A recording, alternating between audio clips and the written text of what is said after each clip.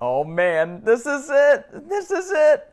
Oh, this is the one I've been waiting for, baby. I've been waiting a long time to see this one in this format, baby. Play that fucking intro. I love it.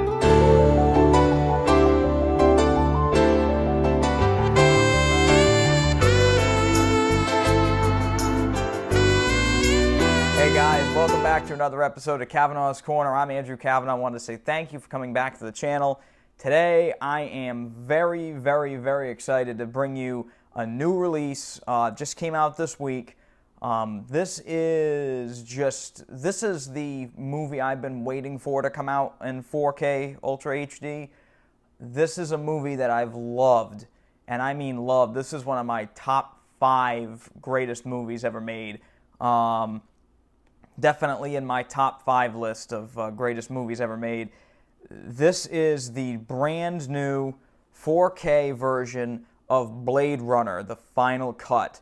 This right here, this is why 4K Ultra HD Blu-ray was invented right here. This is a masterpiece of a film. I'm not going to really go into a lot of detail about Blade Runner. I'll give you the brief synopsis. Basically, Harrison Ford plays a detective whose job it is to track down and find and kill, or as they refer to in the movie, retire replicants, which are androids. They are very human-like, but they are sadly illegal on Earth due to violent outbreaks on other planets, colonies, I should say. And basically the movie is about Harrison Ford trying to find Rutger Hauer, Daryl Hannah, and a couple other actors, really great actors. The whole movie is loaded full of great actors. Sean Young is also in this movie. And I'll tell you, this is one of my favorite sci-fi movies of all time. Probably my number 1 favorite sci-fi movie ever made is Blade Runner. And it's funny because when I first saw this movie when I was a kid, I thought it sucked. And I thought it was really awful. I thought this movie was fucking terrible. And I didn't realize what kind of movie it was. The one thing I will tell you is if you haven't seen Blade Runner, what are you doing with your life? Seriously, like what's going on that you haven't seen this movie? But anyway, if you haven't seen Blade Runner is not an action film. It's more of a esoteric look at humanity and what makes a person human. It's a very deep film, but it does have action, and of course it is a sci-fi film, but it's not an action film. It's a very interesting look at the future, and a lot of movies that came out after this one copied a lot of things that Blade Runner did. I think this version here, I just watched it like less than an hour ago, and I have to tell you, this version of the movie is the best this movie will ever look. I can't understand how you can get a movie looking better than this. This is a showcase piece. It's up there with John Wick 2 and Planet Earth 2 as a movie you put on to show off what your home theater can do. This is an astounding masterwork. And I have to say, not just the movie, but the fact that this movie came out in 1982 and it still looks better than most movies that come out today really says something. Of course, this movie was completely remastered in 4K, I think back in like 2007, but of course we weren't able to see the full restoration until now. And what do I mean by that? Well, I'm a nutcase, and I've bought Blade Runner quite a few times. I had the movie on VHS when I was a kid, and that was a really awful version of the movie. It was pan and scan, I think I remember, and it just looked like garbage. It looked really bad, and that was also the one with the voiceover. That was like the real shitty version. Again, for those that are not into Blade Runner, that do not know the mythos of the film, the movie underwent tons of changes over the years. There's actually, as far as I know, I think there's 5 versions of the movie now. Thankfully enough, this newest set actually includes the extra disc that has most of the other versions. Now, what do I mean by most of the other versions? Blade Runner, when it came out in 82, when it was tested for audiences, it really did not go over well. People hated it. They didn't get it. Much as I didn't get it when I was a kid. But I also didn't understand the background of the movie either, so I didn't get what had happened. But anyway, the original version of the movie, they edited a lot of stuff out. They added this god-awful voiceover. I am not a fan of the voiceover. I know some people are. I hate the voiceover that they put into this movie, and Harrison Ford obviously hated it too. The legend goes that he was basically coerced into doing this voiceover, and he did it really badly, thinking that they would never use it in the movie, and they still used it in the movie. And it's really awful. It's just terrible. Also, the movie was kind of cut short in terms of production because the movie went so over budget, and it's a crazy thing. They even tacked on like a happy ending to the film, and it really, none of it works. It's terrible, and I hate the original release version of the film. I hate it. I have watched it once or twice over the years just to compare it, but it was funny as that was the first version I saw when I was a kid, and then the director's cut came out. And I didn't see the director's cut until years after it came out. But the director's cut, I watched it, and I actually liked it less. And this is when I still didn't like the movie. The director's cut takes out the voiceover. And ironically enough, I found the movie confusing at that point without the voiceover. And again, keep in mind, I was young, but I thought it was confusing at first. And then I watched it again many years later, and I loved it. I love the director's cut of the movie. I had a change of heart because, honestly, well, I grew up, so I began to understand things a little bit better. I began to understand film a little bit better as a whole, and I love that director's cut version that came out in the 90s. They also added a few other things to it, and the biggest thing they added to it was they added a dream sequence of Harrison Ford seeing this. He has like a reverie, and he sees like this unicorn. And that changes a lot of things in the movie. When you see the movie, I'm not going to spoil anything, but when you see the movie, the unicorn really plays a big part into questioning who or what Deckard is. And I'll leave it at that. The director's cut also chopped off that stupid happy ending that reused footage from The Shining. I'm not kidding. The original ending of Blade Runner actually used extra footage filmed for The Shining. It's crazy. But anyway, I watched those two. And then, back a few years ago, this was a gift that I think my mom gave to me. This is the Voight Comp extreme special edition of Blade Runner that came out years ago. It's the limited number edition.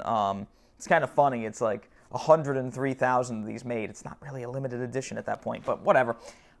This is a great set. Has a bunch of little figurines and stuff inside. But this is when the final cut came out. And the final cut is basically Ridley Scott saying, okay, the director's cut really didn't have my input. I want to fix this movie.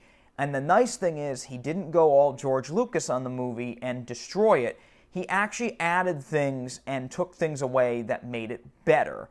For instance, there's a few special effects in the film or little mistakes that were in the movie that were pretty glaring. And he fixed them using CGI, and you can't even tell they were fixed.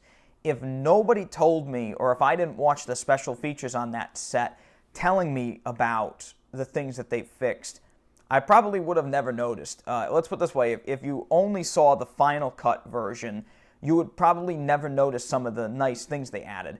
Of course, they also remastered the movie, and they also changed the soundtrack. Now, that leads me to the second to last time they put this movie out on Blu-ray. This is the Blu-ray version, the more recent version. This is the 30th anniversary that came out, I think 5 years ago? Yeah, 5 years ago. And, of course, I had to buy it again because I only had it on DVD. I didn't have it on Blu-ray. So I got this box set. that had the Blu-ray version of it. And I gotta say, the Blu-ray for a while was the best way to watch this movie. It was an outstanding step up from the DVD. Again, the DVD still had the final cut, but the final cut with that 1080 transfer was amazing. Now that leads us to this. This is hands down the best the movie has ever looked or sounded. And funny enough, as amazing as this movie looked in 4K with the high dynamic range and everything, the movie sounds better than it ever did. They actually gave the movie a Dolby Atmos soundtrack for this one, and it is amazing. It actually is, and I'm not afraid to say this, it is the best Dolby Atmos track I have on any movie that I own right now. That is saying a lot. For a while, I was going to say probably John Wick Chapter 2 was the best Atmos soundtrack I had, but this destroys it. It is a booming soundtrack. Explosions from the refineries at the beginning of the movie, the spinner cars flying over are all directionally placed. It is amazing. You are fully immersed in the movie. The visuals are perfect. The sound is absolutely outstanding, and Vangelis' soundtrack to this has never sounded better. It is amazing. You could put the movie, you could turn the TV off and just play the sound, and people would be impressed with this thing. I am not kidding. It is damn good, and honestly, I don't know how they're going to top this. It's funny because I reviewed a while back, I reviewed the 4K version of Goodfellas from Warner Brothers, which was not that great. It had its ups, it had its downs, and then they came out with Unforgiven on 4K, which was amazing. Now they're coming out with this. Holy shit, what an achievement this is. I mean, the movie itself was already outstanding, but my God, did they hit it out of the park with this thing. Highly recommend you go out and buy Blade Runner: The Final Cut. Also, something to note, the movie is a 4-disc set. The movie comes with the Final Cut on 4K, and it also comes with 3 extra discs. Now, I've heard that the discs have been screwed up in certain releases, but this is what I got. I don't know. I already have all this shit in these other sets, so I really don't care, but it comes with the 3 versions that I've mentioned earlier, the U.S. Theatrical Cut, the International Theatrical Cut, which I didn't mention. The International Theatrical Cut is basically the same as the U.S. version that I mentioned, only with slightly more violence. It's okay. And then, of course, the 1992 Director's Cut. And those are all on Blu-ray. Those are all in 1080, which is still pretty good. It has the Final Cut on Blu-ray, which is, again, very good. Not as good as the 4K, but very good. And then, ironically enough, and I found this a little weird, this is probably the boo-boo in the set, but it also includes a fabulous documentary called Dangerous Days, Making Blade Runner. Ironically enough, they put this on here on DVD and not Blu-ray, and it does not say anything on the box about a DVD. This is still a fabulous watch. I think this is probably one of the best making of documentaries I've ever seen of any movie. It's fabulous. I mean, it really is outstanding. They go over all kinds of stuff, even the infighting that was happening on the set of the movie when they were filming it. It's amazing. There was a lot of shit that went on when they were making this movie, but I have to say, all in all, this is, besides the crappy... Oh, by the way, it also comes with a 4K digital copy, which I think is pretty cool. But anyway, this is one of the best 4K Ultra HD movies I own. Quite frankly, it's right up there with Planet Earth 2 in terms of showing off your home theater. If you're looking for an older movie to show off on your home theater, this is it. This is it right here. I have not seen any better. Until they come out with a few more older movies. Warner Brothers, if you're watching this, please put out Batman '89 on 4K.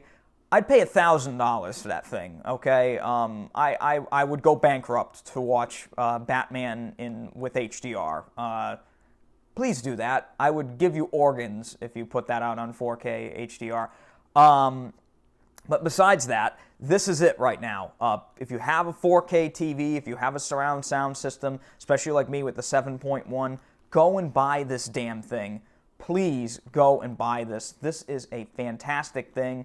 Again, the special extras and stuff, the extra discs and stuff, they kind of screwed that up, but at least you're getting them. You're getting alternate cuts of the film and stuff.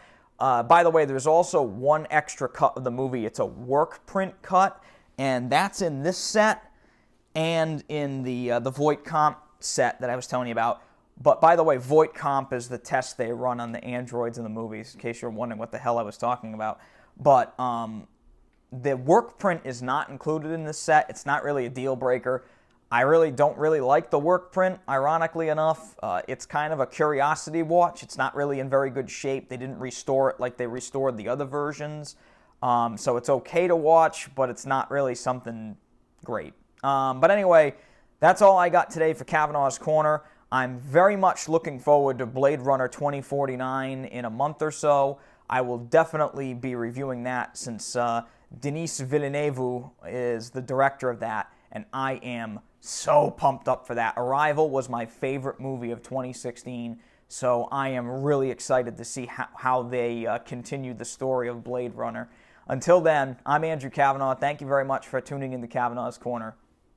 Good night.